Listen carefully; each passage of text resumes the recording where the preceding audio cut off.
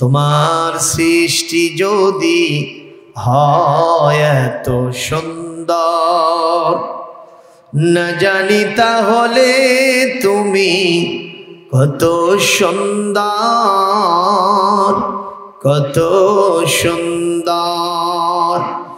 সেই কথা ভেবে ভেবে কেটে যায় লগন, ভরে যায় তৃষিত এ অন্তর, না জানি তাহলে তুমি কত সুন্দর। আল্লাহু আকবার কোন?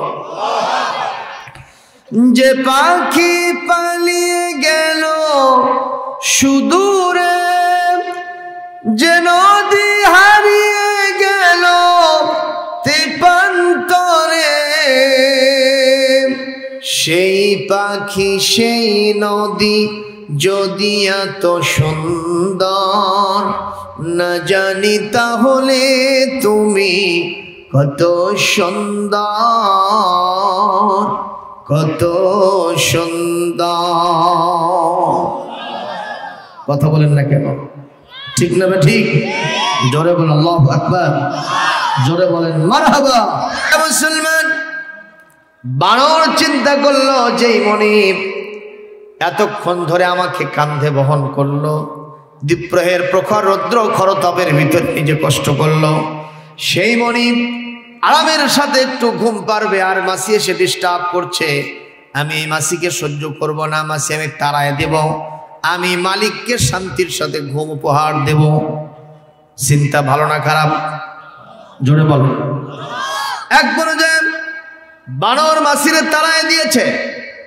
আপনারা জবাব দেন, মাসির ধর্ম কি? একবার আসে আর যায় না, আবার যায় আর আসে না, তাই কি? একবার যায় আবার আসে, আবার যায় আবার আসে, ঠিক না? ঠিক। একবার দুইবার তিনবার তাড়াইছে বানর। ও তো আসলেই বানর, ওর কি মাদরামি আছে না নাই? জোরে আমাদের কেউ কেউ কেউ বলতে চায় ওই মিথ্যাবাদী, এই পৃথিবীর সবচাইতে বড় মিথ্যাবাদী, জোরে বলুন কথা ঠিক না ঠিক, যার নাম হলো দার্শনিক নাস্তিক ডারউইন। সে বলেছে মানুষ এসেছে বিবর্তনবাদের মাধ্যমে বানর থেকে। আমরা কি আসলে বানর থেকে আসছি? জোরে কোন? ওর দাবি হলো বানর দেখতে যেরকম, এটা আস্তে আস্তে আস্তে আস্তে আস্তে বড় হতে হতে বর্তমান রূপে মানুষ রূপে ধারণ করছে। নাউজুবিল্লাহ বলবেন না। আপনারা বলেন আমরা কি বানর থেকে আসছি, না আমাদের কে বানাইছেন? আমাদের আদি পিতা এবং মাতার নাম আদম সফিউল্লাহ এবং হযরত হাওয়া আলাইহিস সালাম থেকে আল্লাহ আমাদেরকে পয়দা করেছেন, ঠিক না ঠিক?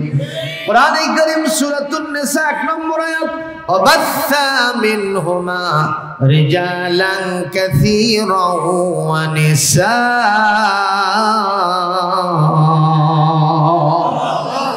ওই আদম এবং হাওয়া থেকে আমি তোমাদেরকে গোটা বিশ্বে কোটি কোটি বনি আদম ছড়িয়ে ভরিয়ে দিয়েছি। ঘোষণা কার ঘোষণা? আল্লাহর ঘোষণা। সুতরাং আমাদের পূর্বপুরুষ বানর নয়। কেউ যদি বলে বোয়াল মাছের পূর্বপুরুষ ছিল পাবদা, এটা কি মেনে নেওয়া যাবে?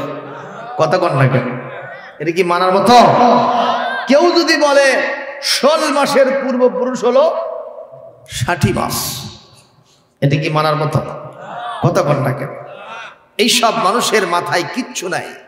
এরা কয়টা যে বোতল খাইছে আল্লাহই ভালো জানে, ঠিক না ঠিক? যে মানুষ মানুষ হিসেবে জন্ম নিল, তার স্রষ্টাকে চিনল না, এর থেকে শয়তান আর বড় কেউ হতে পারে না, ঠিক না ঠিক? বলেন তো, আওয়াজ দিয়ে সব শক্তি এক জায়গায় করে মোহব্বত নিয়া জোরে সরে তালে তাল মিলায়া একেবারে হৃদয়ের সবটুকুন আবেগ এবং শ্রদ্ধাকে উজাড় করে দিয়ে বলেন আমাদের স্রষ্টা কে? কোনো সন্দেহ? কলিজাটা সাফ করে নেবেন, বলি আল্লাহুম্মা আমিন। এখন বানর 3 বার তাড়াইছে। কয়বার? বানরের সিদ্ধান্ত যে আমি আর বিরক্ত সহ্য করব না, এইবার যদি আসিস তোর উচিত শিক্ষা দেব। এখন সেই শিক্ষা কি দিয়ে দিব? ওর মাথায় বাদরামি বুদ্ধি খেলে গেল যে আমি তো দেখছিলাম মালিকের ঝোলার মধ্যে একটা চাকু আছে। জোরে কোন কি? আস্তে করে চাকুটা বের করছে যাতে মনিব টের না পায়, ঘুমে কষ্ট হবে। চাকু নিয়ে রেডি। যেই না মাছি চতুর্থবারের মতো এসে বসে গেছে, আল্লাহু আকবার, এত জোরে মেরে দিয়েছে। আপনারা বলেন মাছি কাটছে নাকি মনিবের নাক কাটছে? মাছি তো ভোঁ করে পালাই গেছে, আর মনিবের নাক কাটলো, মুখ কাটলো, মুখমণ্ডল কেটে গেল, চতুর্দিকে রক্ত ফিনকি দিয়ে প্রবাহিত হলো। ক্ষতি হলো কি মাছির না মনিবের? কিন্তু বানর কি চাইছিল মনিবের ক্ষতি করতে? কথাক্ষণ কথাক্ষণ বানরের উদ্দেশ্য ছিল মনিবকে শান্তি দেওয়া, ঠিক না ঠিক? কিন্তু অশান্তি হলো কেন? আপনাদের সকলেরই জানা যে পদ্ধতিতে মনিবকে মাছি মুক্ত শান্তির ঘুম উপহার দেওয়া যায়, এই পদ্ধতি বানরের জানা নাই। সুতরাং উদ্দেশ্য সঠিক হলেই কখনো শান্তি মুক্তি নিরাপত্তা হয় না, পদ্ধতিটাও ভালো হতে হয়।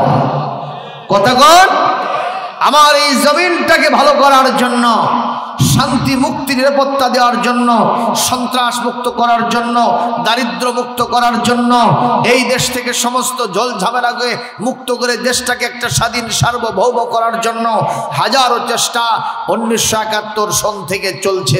জোরে কোন ঠিক কিনা? কিন্তু চুরি ডাকাতি কি বাড়ছে না কমছে? জেনা ব্যভিচার বাড়ছে না কমছে? হত্যা সন্ত্রাস দুর্নীতি রাহাজানি বলেন বাড়ছে না কমছে? বলেন জোরে কোন বাড়ছে না কমছে? এমন কি রাতারাতি দ্রব্য মূল্য খালি কমেই যায়। আজকে দেখলাম 50 টাকা খালি ডিম। আপনারা পারেন ডিম? এইভাবে কেটে যাবে ডিম। কথা বল ঠিক না ঠিক? আর কি, যে পোল্ট্রি মুরগি লড়ে পারে না ওটা হলো 200 টাকা। না, আপনার নাই কোনো ঠেকা, কোথাও খাবেন না সেকা আর সেকা। কথা বলেন না কেন? এই সব রাতারাতি বেড়েই যাচ্ছে। গত মাসে গ্যাসের একটা সিলিন্ডার কিনছিলাম 1300 টাকা, এ মাসে সেটা নিল 1600 টাকা। বেশি দিন যায় নাই, মাত্র 20 দিন গেছে। একজন কবি আফসোস করে বলতেছে, ও দেশের ভাই রে হে বল না কোথায় যাই রে, একটু শান্তি বলো কোথায় গিয়ে পাই রে। ও দেশের ভাই রে হে বল না কোথায় যাই রে, একটু শান্তি বলো কোথায় গিয়ে পাই রে। কথা পাই না? পানির কলে পানি নাহি, বিদ্যুতের খবর নাই, বিদ্যুতের খবর নাহি, পানির কলে পানি নাই, বিদ্যুতের খবর নাই, তাতে কি আসে যায়, বিদ্যুতের খবর নাহি, উন্নতির জোয়ার বয়। সেই জোয়ারে ভাসতে ভাসতে, সেই দুয়ারে ভাসতে ভাসতে দেশ গেল গোল্লাই রে। ও দেশের ভাই রে হে বল না কোথায় যাই রে, একটু শান্তি বলো কোথায় গিয়ে পাই রে। আইনের শাসন নাই, অস্ত্রের অভাব নাই, খুন করে ল্যাংড়া বাবু রাতারাতি ছাড়াও পায়। কথা কয় না? বিচারপতির বেতন আছে, বিচারপতির বেতন আছে, বিচার কোথাও নাই রে। ও দেশের ভাই রে হে বল না কোথায় যাই রে, একটু শান্তি বলো কোথায় গিয়ে পাই রে। তাই বলে কি কিছুই নাই? আছে, আছে ভাই, আছে, আছে অনেক কিছুই আছে। বাজারটা গরম আছে, যাবেন না মাছের কাছে, বাজারটা গরম আছে, যাবেন না গোষ্ঠীর কাছে, যাবা বারাজ বাজারটা গরম আছে, যাবেন না ডিমের কাছে।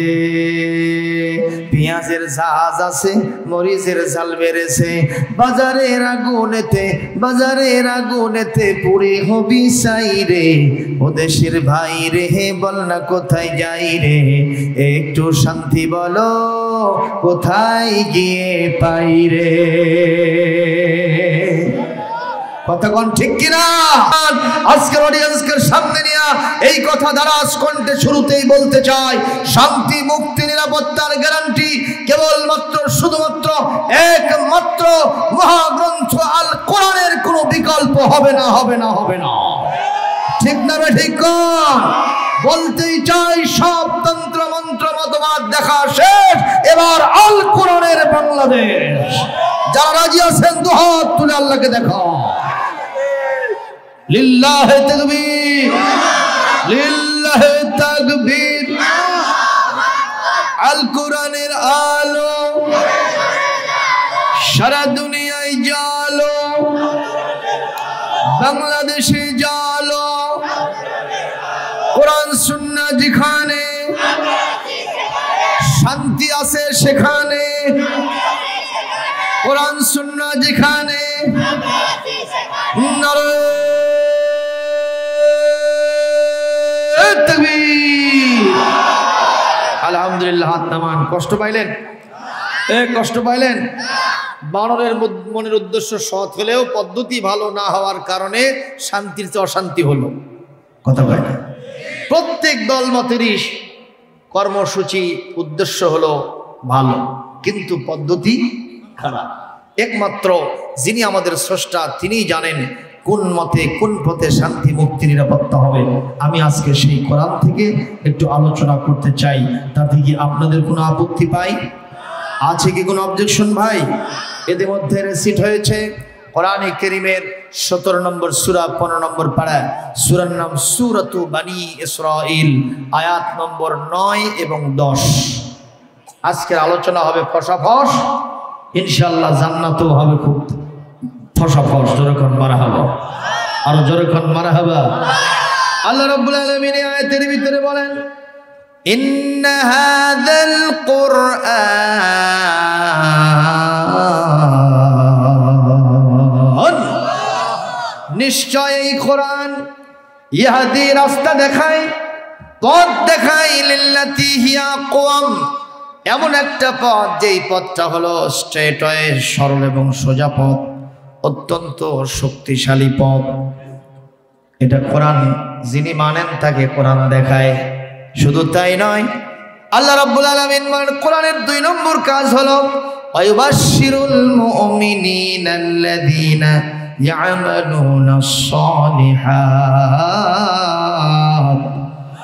যেই ইমানদারেরা নেক কাজের সাথে জড়িত সেই ইমানদারদেরকে কোরআন শুভ সংবাদ দেয়, আন্না লাহুম, নিশ্চয় তাদের জন্য রয়েছে আজরান কাবীরা, অনেক বড় বিরাট পুরস্কার আল্লাহ তাদের জন্য রেখে দিয়েছেন। তার মানে যদি আপনি জান্নাতুল ফেরদাউস মনে করেন সেইটাও পাবেন, যদি মনে করেন আল্লাহ পাকের রেজামন্দি চাই, সন্তুষ্টি চাই, সেটাও পাবেন।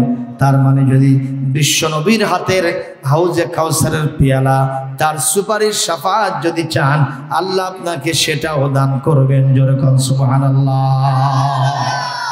ও মুসলমান, এই কোরআন মানুষকে কেমন রাস্তা দেখায় আমি সামান্য একটু আলোচনা করেই শেষ করে দিব ইনশাআল্লাহ। 1 নম্বর কথা হলো, বলেন তো আমাদের নবীর চাইতে ভালো মানুষ পৃথিবীতে কি কেউ ছিলেন অতীতে? এখন আছে? কিয়ামত পর্যন্ত আমার নবীর চাইতে ভালো মানুষ কেউ আসবে? ওই নবীকে দেখে দেখেই সবাইকে চলতে হবে, ঠিক কিনা? নবীর থেকে 1 সিমটি যে অর্জন করতে পারবে, 1 সিমটি সামান্য লবণ হোক, লবণের মতো 1 সিমটি, অথবা পানির মতো 1 চুল, এরকম করে উঠায় নিয়ে নবীর মহাজীবনী, মহা চরিত্র, সুমহান আদর্শ, এখান থেকে এতটুকু নিয়ে যদি কেউ পথ চলতে পারে, এই মানুষটাও আদর্শবান মানুষ হয়ে যায়। সুবহানাল্লাহ। এই যে আমি হুজুর, আপনারা আমাকে খুব ভালো মনে করেন, আপনাদের সভাপতি মহোদয় এই এলাকার সর্বজন গ্রহণযোগ্য ব্যক্তিত্ব, ঠিক কিনা? কথা কয় না? এই যে আমি তালিকা দেখলাম, প্রায় 100-র মতো লোক। কত এখানে আছে? 61 জন লোকের ভিতরে এনার নামটা আপনারা 1 নম্বরে দিয়েছেন এই কমিটির তালিকায়। কথা কয় না? কয় নম্বরে? ইনি কি দুর্নীতিবাজ? ইনি মানুষ হত্যাকারী, জেনা ব্যভিচারকারী, চুরি ডাকাতি করেছে কোনোদিন? কোন মহিলার দিকে এরকম রাস্তা দিয়ে যাচ্ছে একটা মহিলা, বেপর্দা মহিলা, পেট পিট বের করা মহিলা, এরকম 10 মিনিট তাকায় থাকছে? কতক্ষণ? যদি থাকতো ওনাকে আপনারা সভাপতি কেন একটা সদস্য পদেও নাম দিতেন না। একজন অপোজ করে বলতো ওনার নাম দেওয়া যাবে না, কারণ এটা দিনী প্রতিষ্ঠান, ওর মতো লুচ্চ গুন্ডকে এখানে চলবি না। জনগণ ঠিক না ঠিক? এই লোকটা যে এত বড় ভালো হলো কোন কারণে তা জানেন? সেটা হলো আমার বিশ্বনবীর চরিত্র ধারণ করার কারণে। কিন্তু দুর্ভাগ্যজনক আমার এই জাতির জন্যে সে আলেম ওলামার হাতের মধ্যেই দড়ি। কথা কয়? সে আলেম ওলামার আপাত মস্তক ডান্ডা বেরি। কথা কয় না? আছে না নাই? আর চোর বাটপার বদমাইশ লুচ্চ গুন্ডা সুদারু ঘুষারু মুসারু যত প্রকার দুর্নীতিবাজ আছে, টপ টেরার মানুষ হত্যাকারী, তারা বুক ফুলে রাস্তাঘাটে বেরিয়ে বেড়ায়। কামটা কি সিধা না উল্টা? এই উল্টা পাল্টা কাম করে সিধা ফল কোথাও পাওয়া যাবে? আমি উদাহরণ দিতে গিয়ে বলি, এক লোক কানা বদনা নিয়ে পায়খানায় গেছে। কি বদনা? দেখে যে পানিগুলো সব পড়ে যাচ্ছে, চিন্তা করলো পায়খানা করার আগে শুষেই নি, পানি তো পড়ে যাচ্ছে, কাজে লাগায়। এখন আগে শুষে নেছে, পায়খানা শেষ করে দেখে there is no water in বদনা। বদনার মধ্যে কি নাই? চিন্তা করলো না থাকলে আর কোনো টেনশন আছে নাকি, একবার তো শুষিয়েছি, খালি একটু তাকদিন তাকির হয়েছে, অ্যাডভান্স হয়েছে। কথা বল না কেন? আচ্ছা, এই লোকের এই থিওরি অনুযায়ী এই লোক যদি ওই রাতের বেলায় না শুষে ওর বইয়ের খেতার মধ্যে ঢোকে, আপনাদের খেতলাল বা কালায়ের ভেতরে এই কি গ্রাম এটা? কাঁথালিয়া, এই গ্রামের কাঁথার ভেতরে বোধহয় এরকম স্থান পাবে। জনগণ পাবে? আর বউ কবে তুই স্বামী নয় তুই আসামি, কান ধরে তুলে দেবে। জনগণ ঠিক দেবে? ঠিক। যদি এসে এই মাহফিলে বসে আপনারা স্থান দেবেন, তুলে দেবেন। এ যে যদি মসজিদে বসে ওখানেও কোনো স্থান, এ যেখানে যাবে সেখানেই খালি বিপদ, কোনো জায়গায় স্থান হবে না। কারণ ওই উল্টো পাল্টা করছে। ওই কি করছে? আগে পায়খানা হবে তারপরে, আর ওই আগে খরচ করছে। এই জন্য উল্টা পাল্টার কারণে যেখানে যাচ্ছে সেখানে বিপদ আপদ, কোনো জায়গা হচ্ছে না। জনগণ ঠিক না ঠিক? এই জাতির ভিতরে আজকে যারা উল্টা পাল্টা কাজ সৃষ্টি করেছে, যে ক্ষেত্রেই হোক না কেন, এমন একদিন আসবে কোথাও জায়গা খুঁজে পাওয়া যাবে না, যাবে না, যাবে না। কথা বলে ঠিক না ঠিক? আমি মেনশন করে কাউকে বলবো না, যারা যারা উল্টা পাল্টা করবে। কোরআনের মাহফিলের লোক বেশি হওয়া দরকার না যাত্রায় বেশি হওয়া দরকার? কিন্তু হয় কোথায় বেশি? কয় গুণ বেশি? খালি 4 গুণ। এটা গুণই দেওয়া যাবে না। যেরকম ঠিক না ঠিক? তাহলে এই উল্টা পাল্টা যারা করে তাদের অবস্থা খারাপ। আচ্ছা, কোরআনের মাহফিল জরুরি না এশার নামাজ জরুরি? যদি বলি যে কারা কারা এশার নামাজ পড়ে আসছেন হাত তোলেন, তাহলে অবস্থায় তোলেন না, তাহলে অন্যরা অপমান হবে। কারণ এখানে আমি জানি যতগুলো লোক আছে তার ভেতরে অতিরিক্ত 100 লোক উঠবে এশার নামাজ, আর বাকি সব বেনামাজ। চাচা কথা কর না কেন? এমনকি মঞ্চের ওপরেও কেউ থাকিতে পারে। কেউ আছে বলে আমি মনে করি না। মন খারাপ করতেছেন নাকি? এই উল্টা পাল্টা যারা করলো তাদের অবস্থাও খারাপ হবে। আপনি কেন নামাজ করে কাজা করে আসলেন? আপনার পরনে কাপড় নাই, পাগড়ি বাঁধতে ঘুরতেছেন। কথা বোঝেননি? এই উল্টা পাল্টা কাম করা যাবে না, বলি ইনশাআল্লাহ। মুসলমান ভাইরা, তাহলে হযরত রাসূল আকরাম সাল্লাল্লাহু আলাইহি সাল্লামের চাইতে ভালো মানুষ পৃথিবীতে কেউ ছিল না, এখনো নাই, কিয়ামত পর্যন্ত কেউ হবে না। এই কারণেই আল্লাহ পাক আমার নবী সম্পর্কে বলেছেন 2 জায়গায়, লাকাদ কানা লাকুম ফি রাসূলিল্লাহি উসওয়াতুন হাসানাতুন লিমান কানা ইয়ারজুল্লাহা ওয়াল ইয়াওমাল আখির ওয়া যাকারাল্লাহা কাসীরা।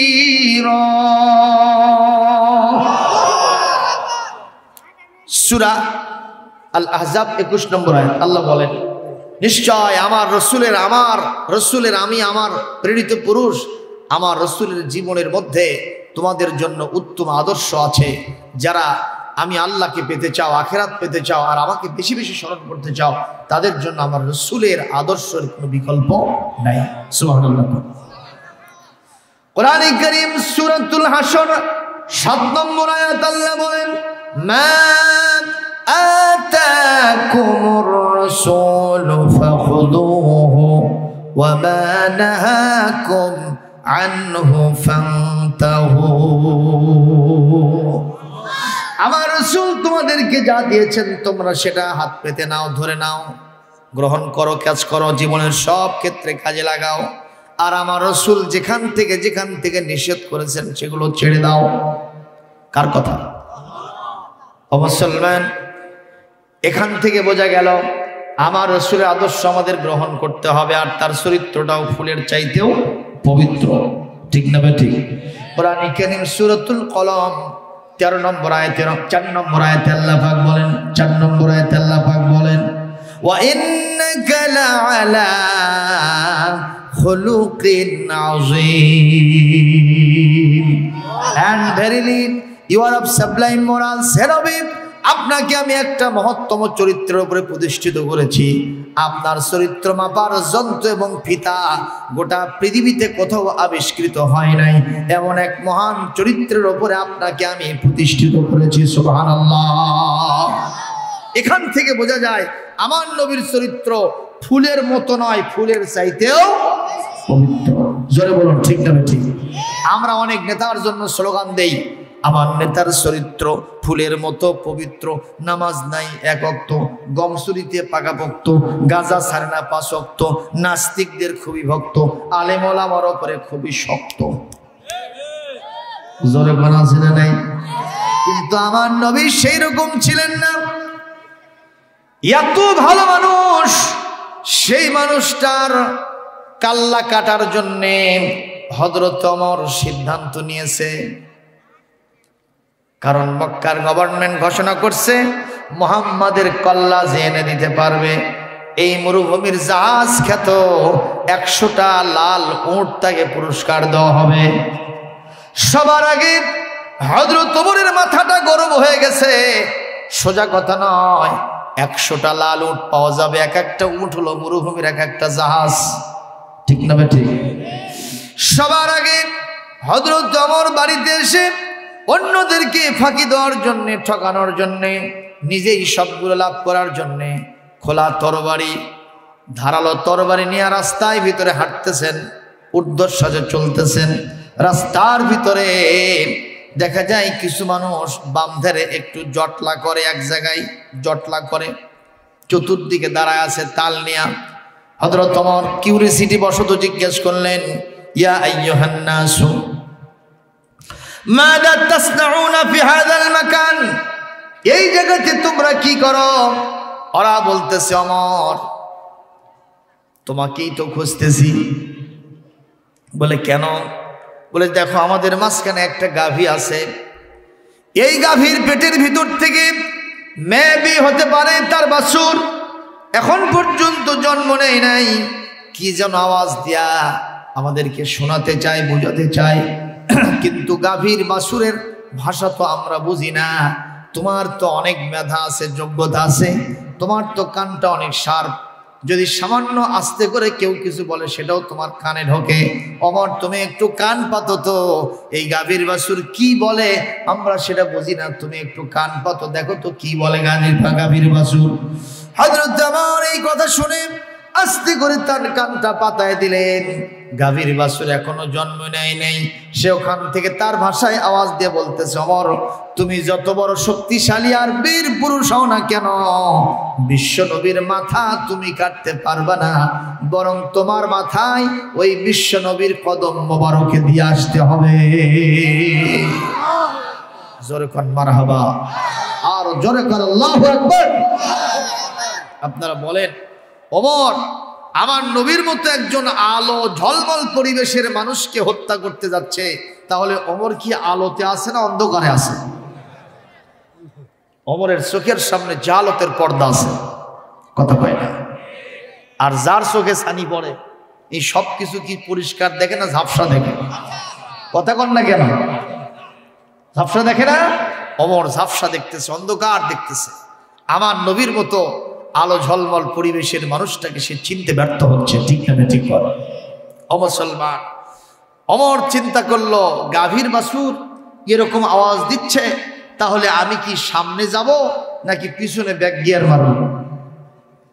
কারণ আমার সামনে তো পবিত্র সফরের পথে তো বাধা হয়ে গেল এই গাভীর বাছুর। কি কন?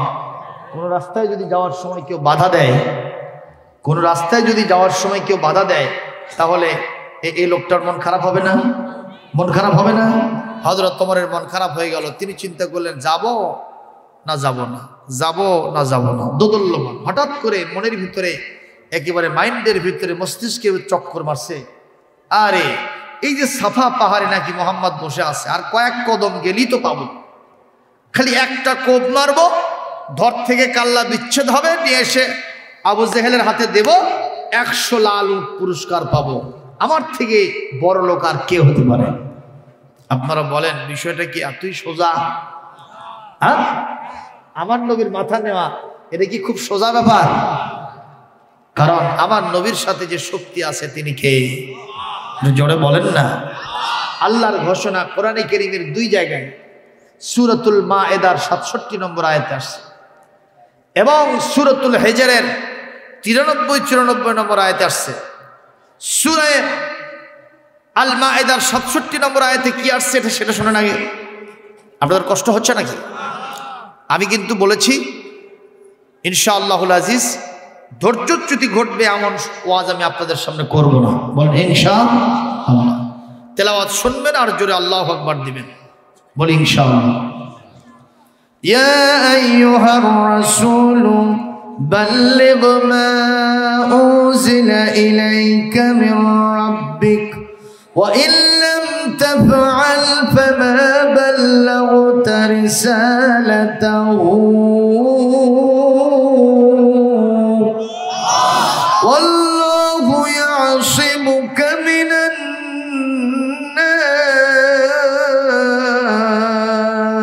নাস। হে রাসূল, আপনার উপরে যা নাজিল হয়েছে আপনি সেটার তাবলীগ করুন। আপনারা জবাব দেন আমার রাসূলের উপরে কি নাজিল হয়েছিল? তাহলে তাবলীগ করতে হবে। কিসের তাবলীগ? আরো জোরে কোন। আমাদের দেশেও তাবলীগ আছে আর কোরআনেরও তাবলীগ হবে। এই 2 তাবলীগ যদি তারাও কোরআনের তাবলীগ করে থাকে আলহামদুলিল্লাহ, আর যদি উল্টা পাল্টা চিন্তা থাকে তাহলে ওই তাবলীগ আসল তাবলীগ হবে না। কথা কর না কেন? কথা কর না কেন? এই কোরআনের একটা বিধান যদি পৌঁছাতে বাকি থেকে যায় তাহলে অবশ্যই তাবলীগ আসল তাবলীগ হবে না, যে কথা আল্লাহ পাক তার নবীকে বলেছেন। ঠিক না? ঠিক কথা। আমরা সবই করব, নামাজ পড়াবো, রোজা করাবো, হজ করাবো, সব করাবো, কিন্তু এই কোরআনের বিধান দিয়ে দেশটা চলবে, এই সমাজটা চলবে। চোরের বিচার হবে, ডাকাতের বিচার হবে, হত্যার বিচার হবে, জিনার বিচার হবে, অপবাদের বিচার হবে। এই কোরআনে কারীম দিয়ে অর্থনীতি চলবে, এই কোরআন দিয়ে কোর্ট কাছারি চলবে, সংসদ ভবন গণভবন চলবে, এই কোরআন দিয়ে ব্যবসা চলবে। এইটা যারা চাইবে না, এই প্রচার যারা করবে না, এই তাবলীগ যারা করবে না, জেনে রাখুন এই তাবলীগ আসল তাবলীগ হবে না। হুজুর কথা বলছি। আল্লাহ নিজে বলছেন যদি একটা বিধান পৌঁছাতে বাকি থেকে যায় আপনার রিসালাতের দায়িত্ব পালন করা হলো না। চিৎকার দিবেন আল্লাহু আকবার। আপনারা এই কথা বুঝবেন না যে হুজুর আপনি তাবলীগ জামাতকে নিষিদ্ধ করলেন, ওটা নিষিদ্ধ করার ক্ষমতা আমার হাতে নাই। আমি নিষিদ্ধ করব কেন? তাবলীগ জামাতের ভাইদের কষ্ট হয় না? কথা কন না কেন? দেখবেন তারা যখন মসজিদে তাবলীগ করতে আসে নিজের খায়া নিজের পড়ে নিজেরাই রান্না বান্না করে খায় নিজেদের টাকা দিয়ে। কথা বলেন না কেন? শুধু তাই নয়, এলাকার লোকদেরকে নামাজের জন্য দায়িত্ব দেয়। কিন্তু এটা ঠিক, তারা প্রাইমারি লেভেলের কিছু কাজ করতেছে। শুধু প্রাইমারি পাস করলে কি একটা লোক বিশ্ববিদ্যালয়ে চাকরি করতে পারবে, সচিব হতে পারবে? তাহলে প্রাইমারির উপরে হাই স্কুল আছে, তার উপরে আবার কলেজ আছে, তারপরে আবার ইউনিভার্সিটি আছে। এই এতগুলো সেক্টর পাড়ি দিতে হবে। সুতরাং তাবলিগ জামাতের অবদান ভিন্ন, এটা আছে। এরপরে আরো অন্যান্য ইসলামী দল যেগুলো আছে সেগুলোর অবদান অস্বীকার করা কখনো যাবে না। জোরে বলুন ঠিক না ঠিক? কেউ যদি মনে করে আমি পীর হইছি জন্য সবকিছু আমি করতেছি আর কেউ কিছু করতেছে না, তাহলে কিন্তু আপনি ভুলের স্বর্গে আছেন। জোরে বলুন ঠিক না ঠিক? কেউ তবলিগ করতেছেন মনে করছে আমি সব করতেছি, আসলে ঠিক না, আপনার দ্বারা কিছু হচ্ছে কিন্তু সব হচ্ছে না। কেউ যদি ইসলামী আন্দোলন করে আর যদি বলে রাজপথে শুধু মিছিল মিটিং করলেই যথেষ্ট হবে আর কিছু লাগবে না, আমি বলবো আপনিও ভুলের ভেতরে আছেন। সব কিছুর সমন্বয় হলো একটা ইসলাম। যেমন 7 কানা হাতি দেখতে গেছিল, মনে আছে? কয় কানা? 7 কানা কি দেখতে গেছে? হাতি দেখতে গেছে। তো এখন একজনকে জিজ্ঞাসা করলো তুমি হাতি কেমন দেখলে? কয় হাতি, ওটা একটা হাতি হলো, ওটা একটা ওই যে বিদ্যুতের যে খুঁটি আছে না, থম্বা, ওরকম একটা থম্বা। তার মানে ওই কি ধরছে কোন তো? পাও ধরছে। আর একজনকে বললো ভাই তুই হাতিটা কেমনে দেখলু? কয় যে হাতি, ওটা হাতি হলো গেলে ওটা একটা কুল, কান ধরে আছে যেরকম। আর একজনকে জিজ্ঞাসা করে তুই হাতি দেখে আলু, কেমন হাতি দেখলু? কয় ওটা হাতি হলো, ওটা একটা মূল, ওই ধরছে দাঁত। যেরকম কি ধরছে? এইভাবে 7 জনকে জিজ্ঞাসা করা হলো, এক একজন এক একটা পার্টসের কথা বললো। আসলে কি ওই এক একটা আলাদা আলাদা পার্টসের হাতি? সব 7 জন মিলে যে বর্ণনা দিয়েছে এই পুরোটা মিলে একটা হাতি। কতক্ষণ ঠিক না ঠিক? বাংলাদেশ ইসলামের কাজ যত ধারায় হচ্ছে সবগুলো যদি এক জায়গায় করা হয় ইনশাআল্লাহ বাই দিস টাইম 1 বছরের ভিতরে বাংলাদেশ ইসলাম প্রতিষ্ঠিত হবে। কেউ ঠেকাতে পারবে না, পারবে না, পারবে না। ইনশাআল্লাহ করুন, জোরে বলুন ইনশাআল্লাহ। কিন্তু আমাদের সমস্যা হলো আমাদের মধ্যে চুলোচুলি আর কিলেকিলি বন্ধ হয় না। একজন আরেকজনকে বলতেছে ওই বাটপার, আরেকজন বলতেছে ওই সিটার। কথা কয় না, কথা কয় না। একজন বলতেছে ওই বক্তা জাহান্নামী, একজন বলতেছে ওই বক্তা বেদাতি, আরেকজন বলতেছে ওই বক্তা শিরকি। এরকম আছে না নাই? এই চুলোচুলি কিলেকিলির জন্য আজকে বাংলাদেশের অবস্থার সৃষ্টি হয়ে গেছে। সাধারণ মানুষগুলো সব দিশাহারা হয়ে গেছে, কে কোন দিকে যাবে। কথা হয় না কেন? তবে আপনাদেরকেও যোগ্য বাজারকারীর ভূমিকা নিতে হবে। আপনার স্ত্রী আপনাকে বলল তুমি বাজার থেকে একটু মাছ কিনে নিয়ে এসো।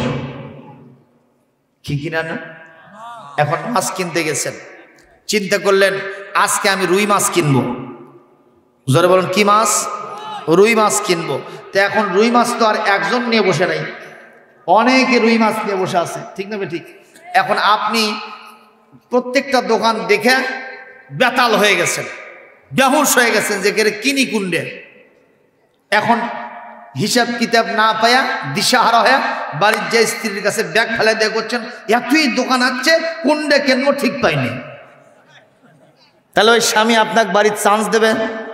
জোরে কম। ওই স্ত্রীও বলবে তুই স্বামী লয়, তুই হলো আসামি। জোরে কম ঠিক না ঠিক? ঝাঁটা দিয়ে কুবে বাড়ির থেকে ওই স্বামীকে ওই স্ত্রী বের করে দেবে। তার মানে আপনি বাজারে যাওয়ার পরে অনেক মাছের দোকান থাকলেও যেই মাছটা আপনার ফেভারিট, সবচেয়ে বেশি পছন্দনীয়, এই মাছটা যেমন কিনতে আপনি ভুল করেন না। এই দেশে ইসলামের কাজ বিভিন্ন ধারায় হচ্ছে, কিন্তু শ্রেষ্ঠ কাজ কোনটা সেটা যদি আপনি বাছাই করতে না পারেন, যাচাই করতে না পারেন, আপনি উত্তম মুসলমান হতে পারেন নাই। কথা বলেন ঠিক না ঠিক? মুসলমান তাহলে জিজ্ঞেস করবেন হুজুর কোনটা ইসলামের সঠিক কাজ আপনি একটু বলে দেন।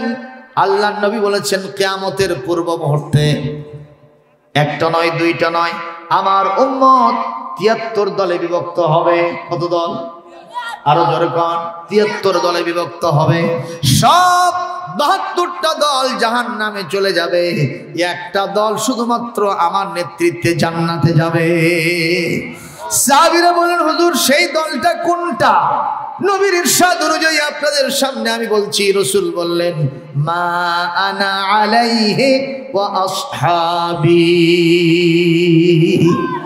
যেই দলের উপরে আমি আছি এবং আমার সাহাবীরা আছেন সেই দলটাই হলো হক দল।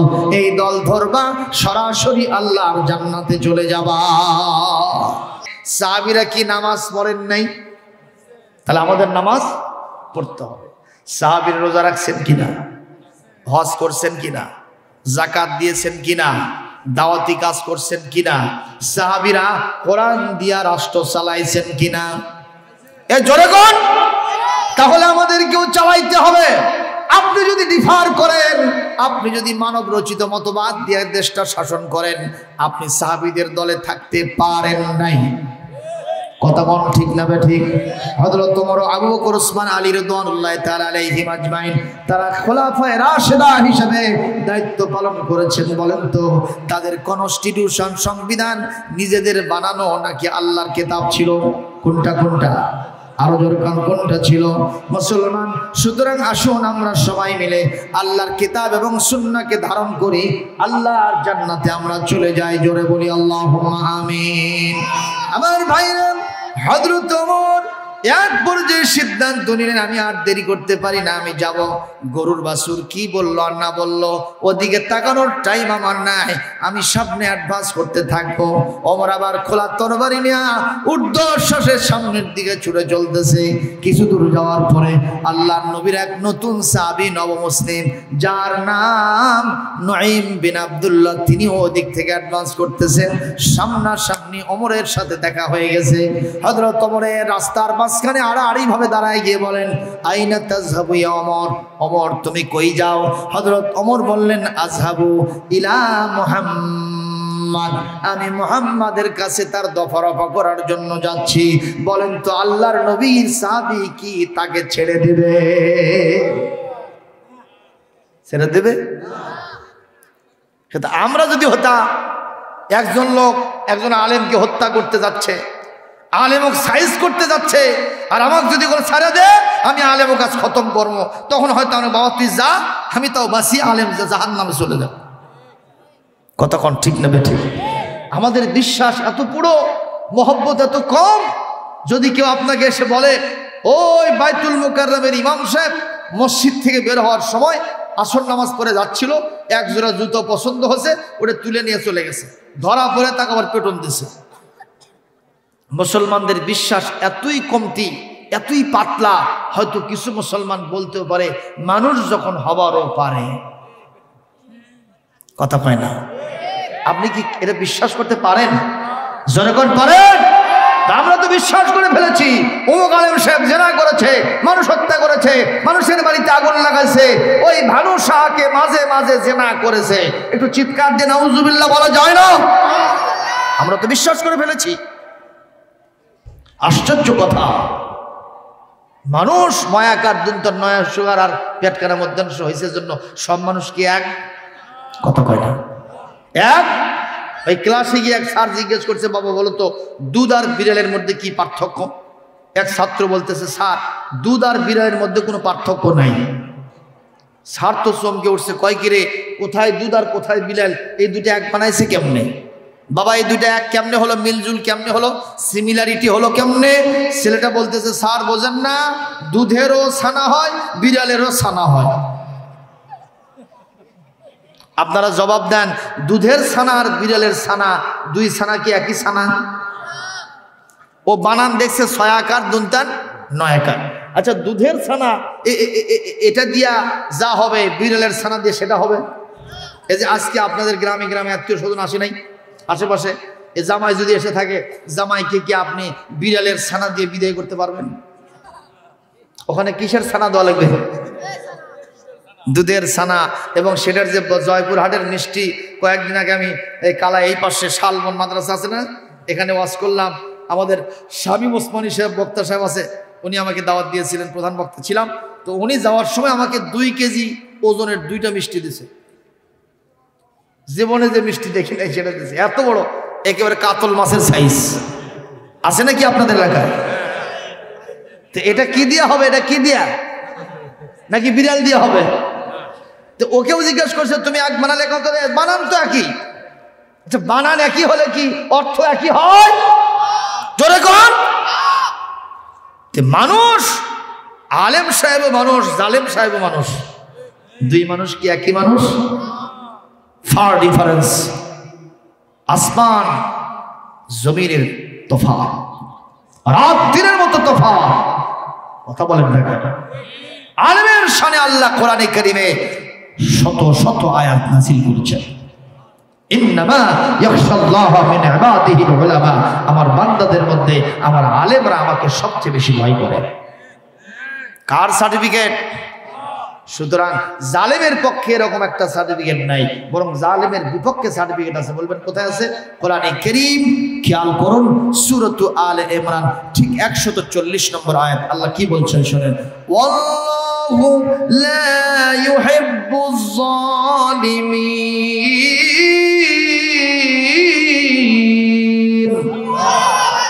আমি আল্লাহ জালেমদেরকে কখনো ভালোবাসি না, পছন্দ করি না। সুতরাং আলেমে থাকা যাবে, জালেমে থাকা যাবে না। বলি ইনশাআল্লাহ।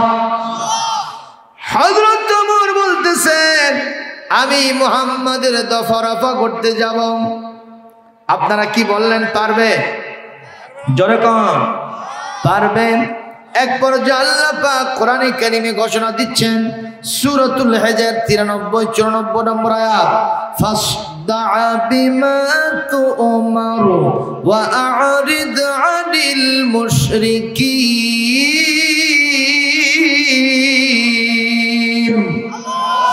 ইন্না কাফাইনাকাল মুস্তাহজিঈন।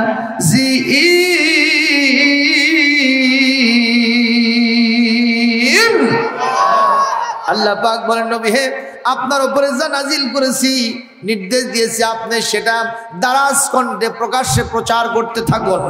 আর আপনার পথে যারা বাধা দিতে আসবে, তাদের দায়িত্ব আমি আল্লাহ নিজে নিয়ে নিলাম।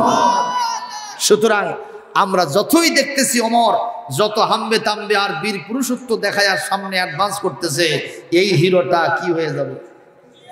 কথা কয় না, কথা কয় না। বাংলাদেশে এরকম একটা হিরো আছে না? না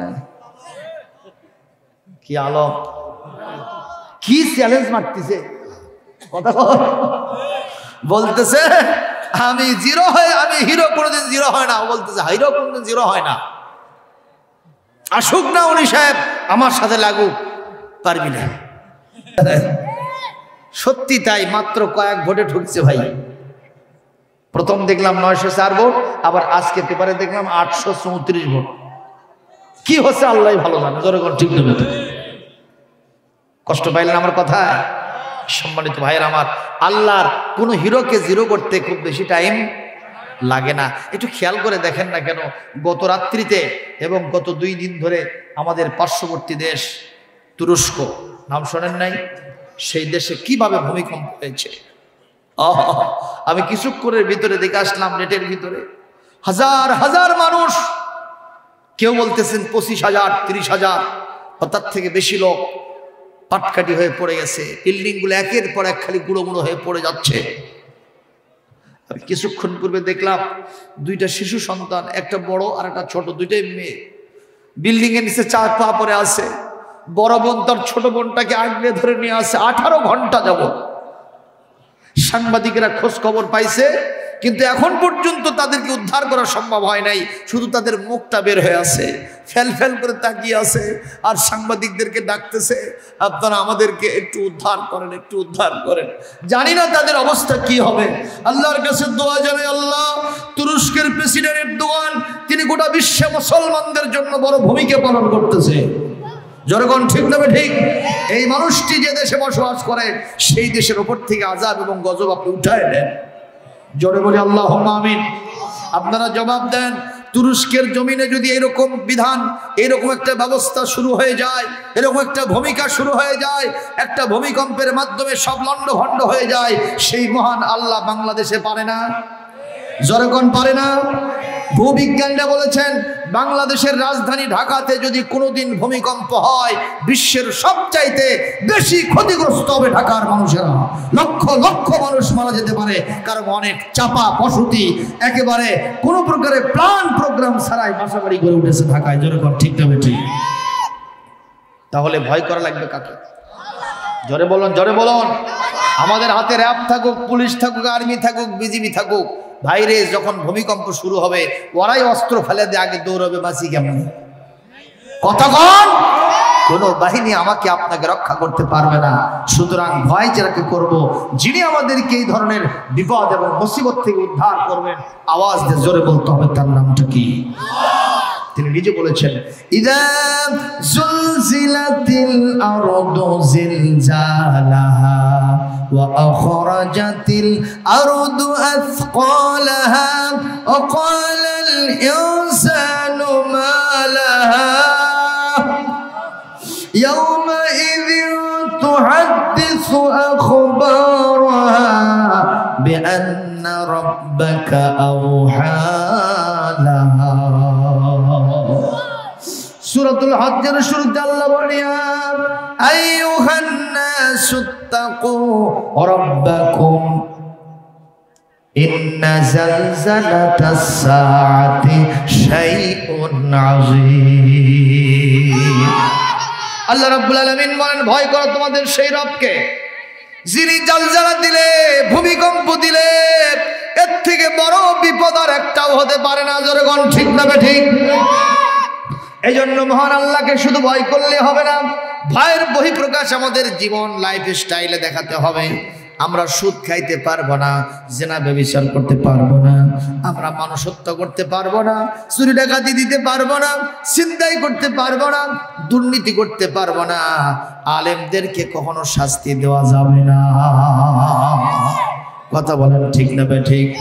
আমরা কখনো ওই দুষ্টের লালনার শিষ্টের দমন কখনো করব না, বরং শিষ্টের পালন আর দুষ্টের দমন যদি আমরা করতে পারি, আমাদের উপর থেকে ভূমিকম্প উঠায় নেবেন কে? আর যদি আমরা উল্টা পাল্টা করি, আল্লাহ পাক জালজালা দিয়া আমাদেরকে উল্টা পাল্টা করে দিতে পারেন কি পারেন না? বলি আল্লাহুম্মা আমিন। আরো জোরে বলি না আমিন। ভাইরা আমার, নঈম বিন আব্দুল্লাহ বলতেছে, ওমর তোমার মাথা কি ঠিক আছে? কই কেন? তুমি যার মাথা কাটতে যাচ্ছ, তুমি কি তার পাওয়ার আর শক্তি জানো? তুমি কি তার পাওয়ার আর শক্তি জানো? কই জানবো না কেন? একটা আব্দুল্লাহর বেটা মোহাম্মদ, ওই একজন, আমিও একজন। আমি দেখছি ওর গায়ে কি শক্তি আছে। আমার কাছে এরকম 2-4টে মোহাম্মদ কিছু না হলে কুচু কাটা।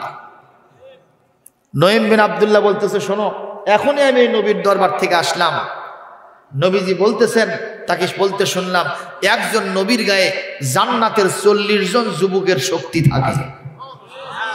তাও জোরে সুবহানাল্লাহ বলতে পারলেন না? আল্লাহু আকবার কোন? তাহলে একজন নবীর গায়ে জান্নাতের কতজন যুবকের শক্তি? জান্নাতি একজন যুবকের শরীরে যা শক্তি আছে, দুনিয়ার সব মানুষ তার সাথে ফেল হয়ে যাবে। কথা বল। সেখানে আছে কয়জন? 40 জন। ওমর বলতেছে, রাখো এই সব বিষয়, ওগুলো আমি গালগপ্প শুনতে চাই না। আমি যাব, মাথা কাটবো, তাতে যা আছে কপালে হবে কাল সকালে। নঈম বিন আব্দুল্লাহ বলতেছে, আগে শক্তি পরীক্ষা হবে, তোমাকে আমি যেতে দেব না। শক্তি পরীক্ষা হবে, তোমার গায়ে কত শক্তি আছে, তোমার কত ক্ষমতা আছে, এটা না দেখা পর্যন্ত নবীর কাছে তোমাকে যেতে দেবো না। বলতেছে, তুমি লাগবা? আমি লাগবো না। কি করবা?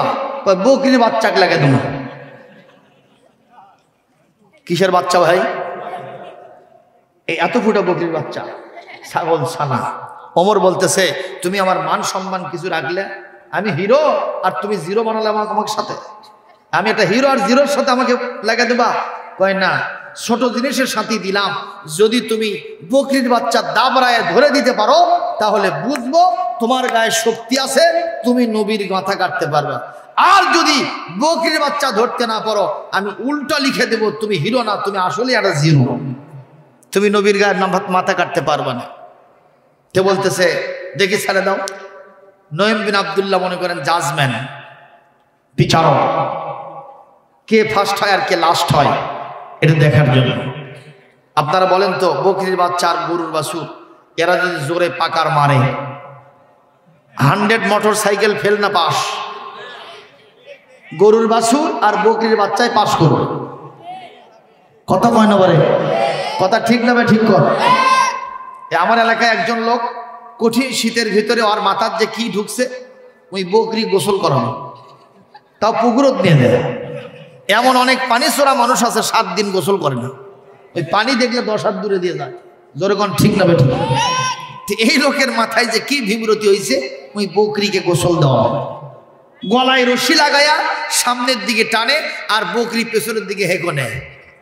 ওই যদি খাতি মারে বলেন তককে সামনে নেওয়া যায়? আর যেভাবে টান মারছে, টানতে টানতে টানতে টানতে পুকুরের পার পর্যন্ত নিয়ে আসছে, ওখানে এসে এত জোরে টান মারছে, দড়ি ছিঁড়া বকরি গেছে বাড়িতে, বকরি আলাই পানিতে। জোরে কোন ঠিক না ঠিক? এই যে অবস্থাটা, এটা তো আর অমর জানে না। বকরির বাচ্চা, গরুর বছরে এমন টেকনিক আছে, যত জোরেই যাক হাফ মিনিটের মধ্যে ব্রেক করবে, কিচ্ছু হবে না। আর আমি আপনি 50 গতিতে মোটর সাইকেল চালাই, থাম করে ব্রেক দিলে কি হবে? হুন্ড থাকতে পারে কিন্তু আপনার দাঁত থাকবে না। জোরে কোন ঠিক না ঠিক? তো অমর বুঝতে পারতেছে না, কয় ছোট জিনিসের সাথে দিল পারে, বড় জিনিসের সাথে দিলে কিছুটা টক্কর হতো। যাই হোক, ছেড়ে দেওয়া হলো। বকরির বাচ্চা ডানে, অমর বামে, বকরির বাচ্চা বামে, অমর ডানে, বকরির বাচ্চার সামনে, অমর পিছনে, বকরির বাচ্চার পিছনে, অমর সামনে, খালি উল্টা পাল্টা হচ্ছে কিন্তু ধরতে পারে না। মারহাবা দেন। জাজমেন্ট দাঁড়ায় আছে, এমন দৌড় রেস চলতেছে, লক্ষ্য বস্তুর কাছ থেকে যখন আবার রিটার্ন করতেছে, আরো জোরে দৌড়, আরো জোরে দৌড়। আপনারা বলেন, বকরির বাচ্চার পিছনে যার শক্তি আছে তিনি কে? বকরির বাচ্চা লড়তেছে, ছাগল ছানা লড়তেছে, আমার আল্লাহর নবীর সপক্ষে না বিপক্ষে? ওয়াকানা হাক্কান আলাইনা নাসরুল মুমিনিন আল্লাযীনা জাহাদু ফিনা লানাহদিয়ান্নাহুম সুবুলানা। আল্লাহ পাক বলেন, আমার রাস্তায় যারা লড়াই সংগ্রাম করে তাদেরকে পথ দেখানো, তাদেরকে সাহায্য করা আমি আল্লাহর উপরে দায়িত্ব হয়ে যায়। বকরির বাচ্চা যখন দৌড় মারে, ওমর তখন দৌড়ায়, আজ দুর্বল হয়ে গেছে ওমর। কিন্তু বকরির বাচ্চারও তো একটা সীমাবদ্ধতা আছে, ধরে কোন ঠিক না বেঠিক? একটু দুর্বল হয়ে গেছে, ধরবে ধরবে ভাব ওমর। ওমর চিন্তা করলো, এই তো ধরেছি, আমি তো ফার্স্ট হব, বকরির বাচ্চা লাস্ট হবে। কিন্তু দেখা গেল আল্লাহর পক্ষ থেকে ইলহাম হয়ে গেল, বকরির বাচ্চারে তুমি কেন দুর্বল হবা? তুমি দৌড়াও, কারণ আজকে তোমার দৌড়ানোর কারণে আমার রাসূলের সম্মান রক্ষা হবে, আমি রক্ষা করব। আমি ইচ্ছা করলে রক্ষা একা একাই করতে পারি, কারণ আমি একাইতে 100 কথা বল, আমি একাই পারি, কিন্তু আমি তা করব না। কোন ফায়াকুন দিয়ে আমি সব করতে পারি, করব না। আমি একটা ওসিলার মাধ্যমে কোনো একটা কাজ করে থাকি। জোরে কোন মারহাবা। আপনারা কি মনে করেন না এই মাদ্রাসা আল্লাহ আকাশ থেকে টাকা ফেলে দিয়া, জিবরাইল মারফত রাতের বেলায় টাকা ফেলে দিয়ে মাদ্রাসা করতে পারেন না? রাতের বেলায় ফেরেশতা সলবল সব ঘুমায় আছে, ওস্তাদজি ঘুমায়, কমিটি বাড়ির সব ঘুমায় আছে, নাক দিয়ে ঘুম পাড়তেছে, ফেরেশতা দিয়া 2 ঘন্টায় মাদ্রাসা বড় 10 তলা বিল্ডিং করে দিতে পারেন কে? কিন্তু বাংলাদেশ কোথাও কি হয়েছে? গোটা বিশ্বের কোথাও হয়েছে? এমনকি কাবা ঘরও কি হয়েছে? তাও হয় নাই। কারণ আল্লাহ পাক বলেন, আমার দিনের কাজ আমি আমার বান্দাদের মাধ্যমে করে নিব, আমি নিজে ইচ্ছা করে কখনো করব না। জোরে কোন কথা টাকা, আরো জোরে কোন কথা কা। ওয়াতাআওয়ানু আলাল বিররি ওয়াত তাকওয়া ওয়া লা তাআওয়ানু আলাল ইসমি ওয়াল উদওয়ান।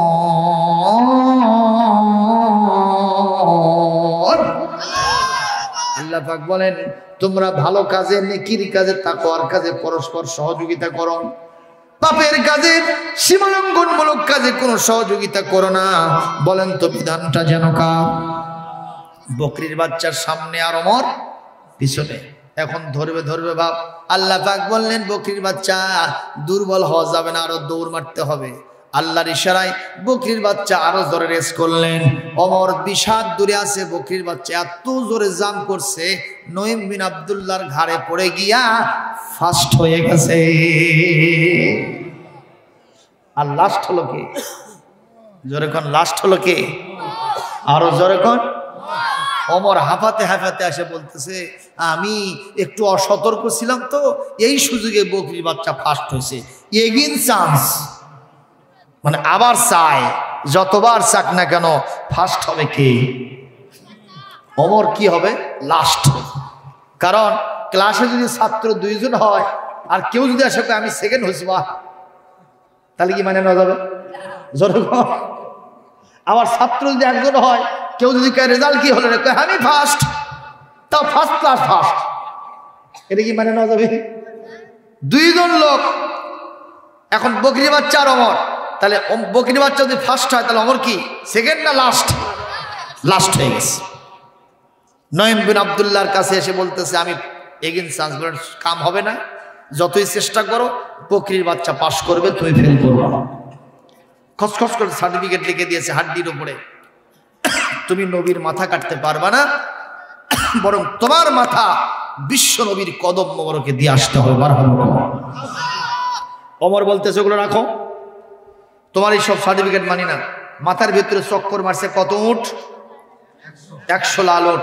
লোভে পাপ আর পাপে মৃত্যু। এত লোভ যাচ্ছে, এই সার্টিফিকেট সে মানতেছে না, আবার যাবে। নঈম বিন আব্দুল্লাহ অত্যন্ত চৌখস মানুষ ছিলেন, চলে বলে কলে কৌশলে আল্লাহর নবীর জীবন রক্ষা করা সাহাবীদের জন্য নৈতিক দায়িত্ব। যেরকম ঠিক না ঠিক? আজকে নবীজি পৃথিবীতে নাই, নবীজির সৈন্যসমূহ ব্যক্তি, পরিবার, সমাজ এবং রাষ্ট্রের বিভিন্ন জায়গা থেকে বিদায় হয়ে যাচ্ছে। কতক্ষণ ঠিক না ঠিক? এই সুন্নতগুলো প্রতিষ্ঠার জন্য একজন আলেম ওলামা দ্বীনের সৈনিকেরা যদি চেষ্টা না করে, রাসূলের রেখে যাওয়া উম্মতেরা যদি বিশ্ব নবীর জীবন রক্ষার জন্য সাহাবীরা চেষ্টা করেছেন, উম্মতেরা যদি নবীর রেখে যাওয়া কোরআন সুন্নাহ বাস্তবায়ন করার জন্য চেষ্টা না করে, কাল কিয়ামতে নবীর সুপারিশ নসিব হবে না, ধরা খেতে হবে, জাহান্নামে যেতে হবে। ধরে কোন ঠিক কিনা? শুধু ইয়া নবী সালাম আলাইকা দিয়ে কাম হবে না। কথা কয় না, কথা কয় না, কথা কি বুঝাতে পারি না আমি? হাইরে কি সুন্দর করে আমরা খালি আতর মাখা, সুরমা মাখা, কদু খাওয়া, মিষ্টি খাওয়া সুন্নত, দাওয়াত খাইতে খাইতে এক একটা পেট 3টা তরমুজের সাইজ, কোলাগুলি করবার যে খালি পেটা পেটি হওয়া। কথা কন, কথা কন। এই জন্য একজন কবি আফসোস করে বলেছে, সুন্নত নয় শুধু দাওয়াতের মেহমান, সুন্নত নয় শুধু খাওয়া শেষে মধুপান, আরো কিছু সুন্নত আছে তুমি জানো কি? জানলেও জীবনে কখনো তা মানো কি? সুন্নত নয় শুধু মেসরাতে যাওয়া, আরো সুন্নত হলো পাথরের আঘাত খাওয়া। সুন্নত নয় শুধু মেসরাতে যাওয়া, আরো সুন্নত হলো রাষ্ট্রনায়ক হওয়া।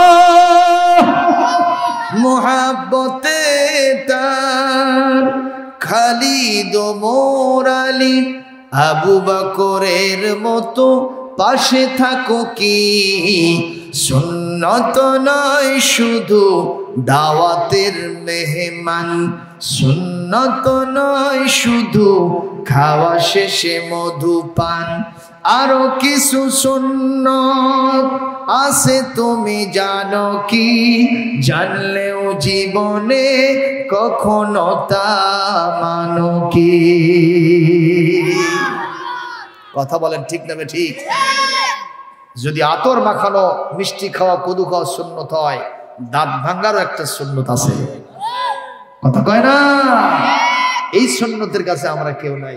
এজন্য একজন কবি আফসোস করে বলেছে, নবীজির ওই কথা কইয়া, নবীজির ওই কথা কইয়া সবাই কান্দে, কিন্তু নবীর সমাজ গড়ার কাজে শত দ্বন্দ্ব মনে বাজে। কথা কয় না? নবীজির আদর্শ ভালো, নবীর কথা শুনতে ভালো, বক্তৃতার বিবৃতিতে সবাই বলতে পারে। সে আদর্শে ব্যক্তি জীবন রাষ্ট্র গড়ার কাজে স্যাঁত করে, পিত্ত জলে স্যাঁত করে, বকে আজে বাজে, কিন্তু নবীর সমাজ গড়ার কাজে শত দ্বন্দ্ব মনে বাজে। ঠিক না ঠিক? এরকম লোক আছে না নাই? দেখবেন অনেক বড় লিডার মঞ্চে এসেছে, বক্তার থেকে মাইক কেড়ে নিয়ে ওয়াজ শুরু করছে, 1 ঘন্টা আর ছাড়ে না। জয়পুরহাটে অবশ্য এটা নাই, কালায়ে নাই, আছে না নাই? কোন 1 ঘন্টা মাইক দিয়ে ওয়াজ করে আর কথা বলে যে বিশ্বনবীর আদর্শের কোনো বিকল্প নেই, এই সমাজে ঘুরে ধরার সমাজকে আবার নতুন করে গড়ার জন্য, শান্তি মুক্তি নিরাপত্তার জন্য বিশ্বনবীর আদর্শের কোনো বিকল্পই নাই। অথচ খুঁজে দেখলাম ওই নেতার চলত 1 গাছা দাড়ি নাই। কথা কয় না? আমি তাকায় দেখলাম ওই কিছুক্ষণ আগে ক্লিন শেভ করে যাচ্ছে। কথা কয় না? কথা কয় না? বলে পশ্চিম দিক হয়ে নাসারও পরে না, ভোটের আগে পাঞ্জাবি, ভোটের আগে টুপি, ভোটও গেছে, সবগুলো চাঙ্গত তুলে থসে। আর ওদের মুখে বড় বড় কথা, নবীর আদর্শের কোনো বিকল্প নাই। কথা কয় না বাবা? এগুলো খালি মুখে বললে কাম হবে না, নবীর আদর্শ ধারণ করতে হবে, তাছাড়া কাল কিয়ামতের কঠিন ময়দানে নাজাত পাওয়ার কোনো সুযোগ থাকবে না। আর আমরা যখন নবীর আদর্শ দিয়া ব্যক্তি, পরিবার, সমাজ এবং রাষ্ট্র করার কথা বলি, এক শ্রেণীর লোকেরা কয় হুজুর রাজনীতির ওয়াজ করলো। তুমি আমার এই বক্তব্যকে রাজনীতি বলো, সমাজনীতি বলো, কূটনীতি বলো, যেটাই বলো না কেন, আমরা এই কথা বলতেই থাকবো। এ কথা আমরা শুরু থেকে বলছি, এখনো বলতেছি। আমরা যতদিন কণ্ঠাতে জান আছে, 1 ফোঁটা রক্ত থাকতে বিশ্বনবীর আদর্শ কায়েমের কথা 1টা সেকেন্ডের জন্য বাদ দিব না, দিব না, দিব না। জোরে কোন ঠিক না ঠিক? বিশ্বনবীর আদর্শ দিয়া আমার এই সমাজ চলুক, এটা কি আপনারা চান? কারা কারা চান? দুহাত তুলে আল্লাহকে এই মুহূর্তে আবার দেখা। লিল্লাহে তাকবীর। আল কোরআনের আলো, সুন্নতে নববী জিন্দাবাদ, জিন্দাবাদ। সুন্নতে নববী, আমার নেতা, তোমার নেতা বিশ্বনবী মুস্তাফা।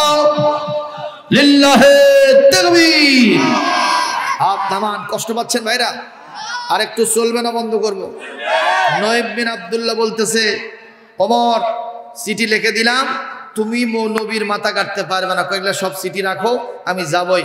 নঈম বিন আব্দুল্লাহ আবার দাঁড়ায় বলতেছে, আমি জানতাম আগে থেকে তোমার মাথায় কিছু আছে, কিন্তু আজকে দেখলাম তোমার মাথার তার একবারই ছিঁড়ে গেছে। ওমর বলতেছে, বিষয়টা কি? তুমি আমাকে এরকম বলতেছো কেন? এই মিয়া, তুমি তোমার নিজের বাড়ির খবর রাখো, তুমি তো নবী মারতে যাচ্ছ মিয়া, বলো তো তোমার বাড়ির হয়েছে, তোমার বাড়িতে কি হয়েছে তুমি সেটা জানো? এই কথা যখন বলছে, বলেন তো লোকটা দুর্বল হয়ে যাবে না? এই কথা কন না কেন? যদি কোনো নেতাকে বলা হয়, আচ্ছা তুমি যে অমুকের বিটির বিচার করবে, আচ্ছা তোমার বিটি কুটি আছে এখন জানো, তাহলে ওই নেতার অবস্থা কি হবে? ওই খেতা হয়ে যাবে। যখন ঠিক থাকবে ঠিক, ওই তখন চিন্তা করবে, আমার বিটি তো আসলেই পর্দা করে না, আমার বিটি তো অমুক জায়গায় পরের ছেলেকে নিয়ে মাতামাতি করে, যখন ঠিক লাগবে ঠিক। সুতরাং আমার বিটি কি ব্যাট করছে বা, তখন কিন্তু আস্তে আস্তে চুপসে যাবে। কথা বল না কেন? এইবার অমরকে যেই বলছে, মিয়া তুমি তোমার বাড়ির খবর রাখো না, নবীর মাথা কাটতে যাচ্ছ। অমর কয়, কি হচ্ছে বাড়িতে? বাড়িতে কি হচ্ছে? এই নয়, বাড়িতে কি হচ্ছে ভাই? কয় কিছু হচ্ছে না, এই যে এখনই তোমার বোনের বাড়ির পাশে দিয়ে আসলাম, তোমার বোন আর তোমার ভগ্নিপতি দুলা ভাই দুইজনে মিলে মোহাম্মদের হাতে হাত দিয়ে মুসলমান হয়েছে, এখন মজা করে কোরআন শরীফ ওস্তাদের কাছে পড়তেছে। সুবহানাল্লাহ। কাল কয়েন আরো জোরে মারে। এখনই দেখে আসলাম, শুনে আসলাম কোরআন পড়তেছে। তাই বলে, হ্যাঁ, তাহলে আর মোহাম্মদের দফারফা করবো না, আগে বোন আর ভগ্নিপতি সাইজ করি, তারপরে ওইদিকে যাবো। দেখেন আল্লাহ নবীর সাহাবী কিভাবে ওমরকে আটকায় দিল। এরকম যদি কৌশল কারো জানা থাকে, দিনের জন্য উপকার হবে না ক্ষতি হবে? وَمَن يُؤْتَ الْحِكْمَةَ فَقَدْ أُوتِيَ خَيْرًا كَثِيرًا। যাকে হিকমত দেওয়া হয়েছে আল্লাহ রাব্বুল আলামিন তাকে প্রভূত কল্যাণ দান করেছেন। উদউ ইলা সাবিলি রাব্বিকা বিল হিকমাতি ওয়াল মাউইযাতিল হাসানা ওয়াজাদিলহুম বিল্লাতী হিয়া আহসান ইন্না রাব্বাকা হুয়া আ'লামু বিমান দাল্লা আন সাবিলিহি ওয়া হুয়া আ'লামু বিল মুহতাদিন। সূরাতুন নাহল 125 নম্বর আয়াত। আল্লাহ পাক বলেন, দিনের রাস্তায় মানুষকে তোমরা ডাকো হিকমতের সাথে আর উত্তম ওয়াজ নসিহতের মাধ্যমে। ঘোষণাকার যদি এই সিস্টেম অবলম্বন করে মানুষকে যদি দিনের রাস্তায় ডাকো, দেখা যাবে অনেক মানুষ দিনের ভিতরে দলে দলে ঢুকতে থাকবে। সুবহানাল্লাহ। মুসলমান ভাইরা আমার খেয়াল করুন, এইবার হযরত ওমর বোনের বাড়ির দিকে যাওয়া শুরু করে দিয়েছে। কার বাড়ি? বোনের বাড়ি। সত্যি দেখলেন, শুনতে পেলেন ভেতর থেকে গুনগুন করে কোরআন তেলাওয়াত ভেসে আসতেছে। তোহা মা আনজালনা আলাইকাল কুরআন লিতাশকা তানজিলাম মিম্মান খালাকাল আরদা ওয়াস সামাওয়াতিল উলা। এইভাবে কোরআন তেলাওয়াত শুনতেছে আমার, শোনার সাথে সাথে বোনের বাড়িতে টোকা মারতেছে, কিন্তু দরজা খোলে না। যারা একবার কোরআনের মজা পাইছে, কোথায় কে ডাকে আর কে দরজা ভাঙে কোনো খেয়াল থাকে না, কোরআনের ভিতরে একবারে ডুবে যায়। জোরে কোন মারহাবা। এই কোরআনের ভিতরে মজা আছে না নাই? এই জোরে কোন মজা আছে না নাই? বাইরে আমার বোনের বাড়ি যখন দরজা খোলে না, নিজেই দরজা ভেঙে ভিতরে ঢুকছে। ঢোকাও সারা বোন টের পাইছে এবার আমার ভাই আসছে, যে হালতে শত্রু বশতে সে আসছে। নিঃসন্দেহে কোনো কোট কৌশল তার আছে, যেহেতু তরবারি ঝুলতেছে। ওস্তাদজি খাব্বাব বিন আরেদকে বলতেছেন, ওস্তাদজি আমরা জান দিব প্রাণ দিব, ভাইয়ের কাছে বোঝাপড়া হবে আমার সাথে আর ভাইয়ের, কিন্তু আপনি আমাদের কোরআনের ওস্তাদ, আপনার গায়ে কাঁটা রাসূল লাগতে দেব না, আপনি সেভ হয়ে যান, আমরা ভাইয়ের সাথে লড়াই করব। কোরআনের ওস্তাদের কত মর্যাদা, সুবহানাল্লাহ। আর কলেজ ভার্সিটিতে দেখবেন শিক্ষক যদি ওই ছাত্রের মতের উল্টো চলে, পিটায় সাইজ করে দেয়, ঠ্যাং ভাঙ্গে দেয়, হাত ভাঙ্গে দেয়, এমন কি ওস্তাদকে জব করে মেরে ফেলছে। এরকম ইতিহাস কলেজ বিশ্ববিদ্যালয়ে আছে না নাই? কিন্তু এই যে প্রিন্সিপাল হুজুর জিজ্ঞেস করেন, তো ওনার মাদ্রাসায় এরকম ঘটনা কোনোদিন ঘটছে হুজুর? কোন জীবনে ঘটে নাই। আমিও আমার মাদ্রাসা জোড়া কামিল মাদ্রাসা, বগুড়ার জোড়া মাদ্রাসার নাম শোনেন নাই? 1910 সনে ফাউন্ডেশন, 112 বছর আমার মাদ্রাসার বয়স, 13 বছর চলছে। এ পর্যন্ত কোনো ইতিহাস পাই নাই। আমি 23 বছর চাকরি করছি, সহকারী অধ্যাপক আরবি বিভাগ, কিন্তু কোনোদিন দেখলাম না ছাত্ররা আমাদের সাথে বেয়াদবি করেছে, চোখ তুলে কথা বলেছে, এরকম ছাত্র খুঁজে পাই নাই। বরং রাস্তা দিয়ে যাওয়ার ধরলে অনেক ছাত্র এমন আছে সাইকেল থেকে নামতে গিয়ে হুড়মুড় করে উল্টে পড়ে যায়, কথা কয় না পারে। আর হাফিজি মাদ্রাসার অবস্থা তো আরো ভালো হুজুর। হাফিজি মাদ্রাসার সলফল, আমরা ওস্তাদজিরা আসলে, আলেম ওলামা আসলে, আপনারা কমিটির লোকেরা আসলে, আপনার জুতাটা যদি উল্টো হয়ে থাকে সিধা করে দেয়। কে আবার এগুলো বাস্তব কথা না?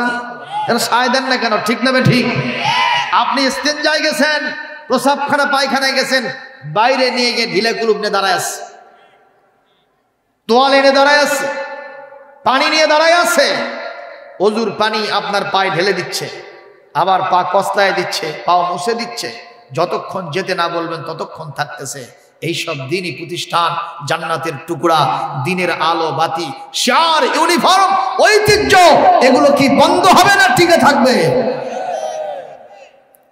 সরকারের কাছে কেউ কেউ মাঝে মধ্যে নাস্তিক আর মুরতাদ যারা আমাদেরকে বুঝাতে চায় ভারত থেকে মানুষ আসছে, এই শয়তান মার্কা লোকেরা অনেক সময় উকি মারে বলে মাদ্রাসাগুলি কমায় দেন, এগুলো থেকে জঙ্গিবাদ সৃষ্টি হয়, কলেজ ভার্সিটি বানায় দেন। আমরা বলবো এই বাংলাদেশে 92% মুসলমান, অন্তত 17 কোটি মুসলমান বেঁচে থাকতে তোমাদের এই দূর স্বপ্ন বাংলাদেশে বাস্তবায়ন হতে আমরা দেব না। খুব হামবে তামবে একেবারে বীর পুরুষত্ব নিয়ে লাল চোখ বের করছে। বোন এই কথাগুলো খালি শুনতেছে, কোনো জবাব দিচ্ছে না। এক পর্যায়ে বোন ফাতেমা, যার ভিতরে কোরআন আছে, জাদাতুহুম ঈমানা, তার ঈমান তো কমে গেছে না বেড়ে গেছে? আর ঈমান যার বেড়ে গেছে তার কি ভয় আছে নাকি? সুবহানাল্লাহ কন্যা। ফাঁসির কাজটাকেও সে কি আর করে না, সে বিশ্বাস করে হায়াত মৌতের মালিক। কোন প্রেসিডেন্টের কাছে ক্ষমা চাওয়া জায়েজ নাই, কারণ প্রেসিডেন্ট বাঁচবে কিনা আমার ফাঁসির আগে হয়তো প্রেসিডেন্টই বিদায় হয়ে যেতে পারে। এই জন্য পৃথিবীর কোন ইমানদার মানুষ প্রেসিডেন্টের কাছে ক্ষমা চায় না। এই ইতিহাস আমার দেশেও আছে না নাই? একটু চিন্তা করলেই ঠারে ঠুরে দেখলে বুঝতে পারবেন।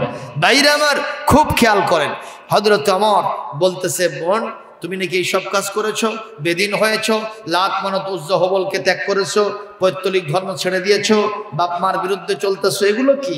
এটা কেন করলা? সঙ্গে সঙ্গে বোন বলতেছে, ভাইজান একটা কথা কি বলার সুযোগ পাবো? বলে দিলাম সুযোগ, কথা বলো। বলে এতদিন আমরা লাত মানত উজ্জা হবল, চাঁদ সূর্য গ্রহ নক্ষত্র পাথরের পুজো করছি, গাছ পাথরের পুজো করছি, কিছুই পাইনি। কিন্তু মক্কার ভিতরে হযরত ওমর, হযরত মুহাম্মদ রাসূলুল্লাহ সাল্লাল্লাহু আলাইহি সাল্লামের যখন আগমন ঘটেছে, তার উপরে অবতারিত কিতাব আল কোরআনুল কারীম যখন আমরা পড়তে শিখেছি, জেনেছি, তখন বুঝতে পেরেছি আসল শান্তির ঠিকানা হলো মহাগ্রন্থ আল কোরআন। কত শান্তি পাওয়া যায় এই কোরআনের ভিতরে, জোরে বলুন কথা ঠিক না ঠিক? সুতরাং কোরআন কারীমকে আমরা গ্রহণ করেছি, আমরা এটাকে ভালো হিসেবে জেনেছি, তাতে যা আছে কপালে, তুমি ইচ্ছা হয় যা হয় করো, আমাদের আর কিছু বলার নাই। এ কথা বলাও সারা, ওমরের অ্যাকশন শুরু হওয়াও সারা। তরবারির উল্টা পৃষ্ঠা দিয়া বোনকে মারা শুরু করে দিয়েছে, রক্তাক্ত করে কিল ঘুষি চর থাপ্পড় লাঠি দিয়া মারতে মারতে বোনকে জমিনের ভিতরে শুয়াই দিয়েছে। চিৎকার দিয়ে বলেন নাউজুবিল্লাহ। ভগ্নিপতি বোনের এই দৃশ্য, নিজের স্ত্রীকে ভাই মারতেছে, এটা কি কখনো ভগ্নিপতি দেখতে পারে? স্বামী ওখান থেকে দৌড়ে এসে তার স্ত্রীকে রক্ষার জন্য চেষ্টা করে, বোনকে ছেড়ে দিয়ে আবার ভগ্নিপতিকে মারা শুরু করছে। মারতে মারতে তাকেও করিবুল মওত, আত্মরা করে জমিনের ভিতরে ফেলে দিয়েছে।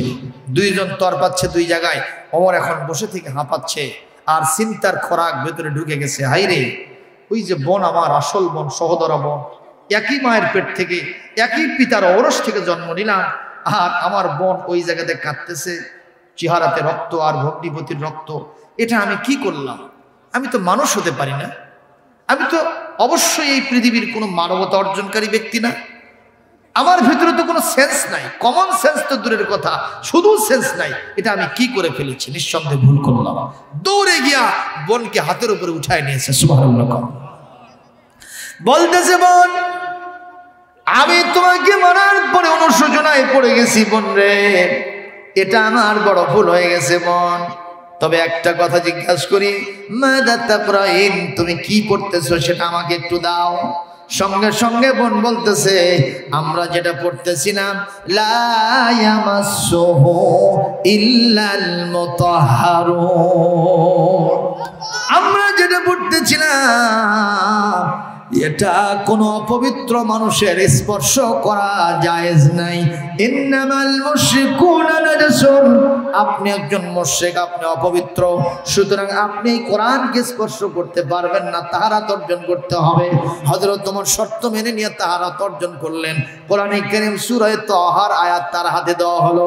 হযরত ওমর একটা করে আয়াত পড়তেছেন, আর দু চোখের কোনা দিয়া বদনার নালের মতো পানি পড়ে পড়ে তার দাড়ি মুখ ভিজে যাইতেছে। জোরে কোন আল্লাহু আকবার।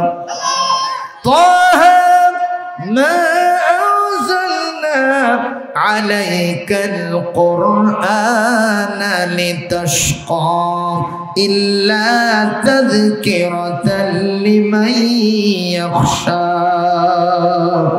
তানজিলাম মিম্মান খালাকাল আরদা ওয়াস সামাওয়াতিল উলা।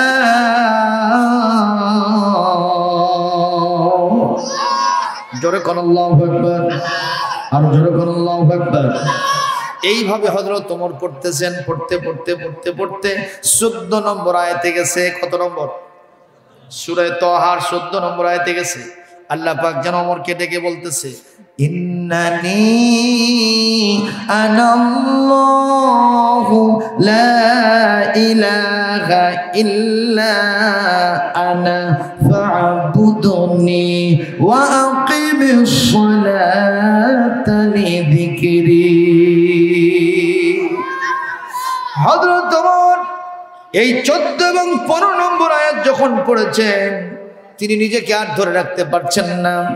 আল্লাহ ডেকে ডেকে বলছেন, ওমর রে, এতদিন তুই লাত মানত উজ্জা হবলের পূজা করেছিস, আমি আল্লাহর ঠিকানা পাই না, পাস না, পাই তুমি পাচ্ছে, তুমি পাও নাই। ওমর আজকে যখন কোরআনটা ধরেছ, আমি আর কেউ না, আমি আর কেউ না। ইন্নানি, নিশ্চয় আমি, আনাল্লাহ, আমি হলাম তোমার স্রষ্টা, আমি আল্লাহ। লা ইলাহা ইল্লা আনা, আমি ছাড়া তোমার কোনো মাবুদ নাই, দাসত্ব পাওয়ার যোগ্যতা কারো নাই, আমি ছাড়া তোমার উপাস্য নাই, আমি ছাড়া তোমার আইনদাতা, বিধানদাতা, রেজেকদাতা, সার্বভৌমত্বের মালিক কেউ নাই, আমি ছাড়া কেউ ক্ষমতাধর নাই। কাজী আমার দাসত্ব গোলামি জীবনের সব ক্ষেত্রে গ্রহণ করে নে, আর মসজিদে গিয়া আমার স্মরণে নামাজ আদায় করো। সুবহানাল্লাহ। এই আয়াত পড়াও সারা, ওমরের ভেতরে পরিবর্তন হওয়াও সারা। বলতেছে মন, কাঁদতে কাঁদতে বলতেছে, মন, আসছিলাম এই তরবারি দিয়ে মুহাম্মদকে খতম করতে, আমি এখন এই তরবারি দিয়া মুহাম্মদকে খতম করব না, আমি পরিবর্তন হয়ে গেছি। মন, কি পড়লাম এটা আমি? তুমি আমাকে এই মুহূর্তে ওই বিশ্ব নবীর দরবারে নিয়ে চলো, আমি ওই নবীর হাতে হাত দিয়ে মুসলমান হব, নবী আমাকে যা করতে বলবে আমি এই তরবারি দিয়ে সেটাই করবো। জোরে কোন মারহাবা। আপনারা জবাব দেন। ওমর ছিল অন্ধকারে, কোরআন পড়ার পরে সে আসলো আলোতে। সুবহানাল্লাহ। নবীর দরবারে গিয়া মুসলমান হয়ে আল্লাহর রহমতে হযরত ওমর এখন আলোর জিন্দেগিতে আসলেন। শুধু আলোই না, আমার নবীজি বললেন, পৃথিবীতে আর আকাশের তারকার সমতুল্য নেকি যদি কারো থাকে, তার নাম ওমর। ইসলামের দ্বিতীয় খলিফা ওমর, দুনিয়াতে আশারায়ে মুবাশশারার দ্বিতীয় স্থানে ওমর। সুবহানাল্লাহ বলবেন না? আমার পরে যদি পৃথিবীতে কেউ নবী হতো, সেটাও ওমর। সুবহানাল্লাহ। আর জোরে করে আল্লাহু আকবার। সুতরাং সেই কোরআন এখনো আছে না নাই? এই কোরআন যদি কেউ পড়ে, যদি মুখস্থ করে, এই কোরআনের হালালকে যদি হালাল হিসেবে গ্রহণ করে, হারামকে হারাম হিসেবে বর্জন করে, আল্লাহর নবী বলছেন, তিরমিজির সহিহ হাদিস, আদখালাহুল্লাহুল জান্নাহ, আল্লাহ তাকে জান্নাতের ভিতরে প্রবেশ করায় দিবে। শুধু তাই নয়, তার সুপারিশে পরিবারের এমন 10 জন ব্যক্তি যারা জাহান্নামের জন্য কাবেল হয়েছে, ওয়াজিব হয়ে গেছে জাহান্নাম, তাদেরকে সুপারিশ করে করে জান্নাতে নিয়ে যাবে।